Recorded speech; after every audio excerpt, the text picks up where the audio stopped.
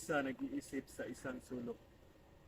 Kahit kamatayan na sa kanya itutusok, hindi natakot sa mga pagsubok, hindi natakot sa malakas na putok. Siya, si Dr. Rizal, ang pambansang bayani ng Pilipinas. Dapat hangaan dahil siya ay tunay na hiyas. Siya lamang ang natatanging mandirigmang hindi gumagamit ng dahas. Tanging pluma at papel lamang ang naging armas. Gumawa ng 2 nobelang naging inspirasyon ng mga Pilipino para simulan ang revolusyon. Nulimi Tangiri, nobelang walang kamatayon, nobelang naging daan sa pagkamit ng kalayaan. El Filibusterismo, nobelang tunay na klasiko. Pinukaw ang damdamin ng kabataang Pilipino sa paglikha ng mga pagbabago.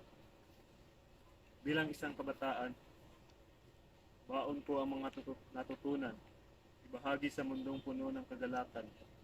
Tanging pasasalamat ang aking maialay. Dasal namin na tila sabay-sabay kaming mahirap, mayaman, pati walang malay. Sa pagkamit ng kalayaan, kami pantay-pantay. Tunay ngang bayaning hinihirang, pagkat yung buhay ay hindi nasayang.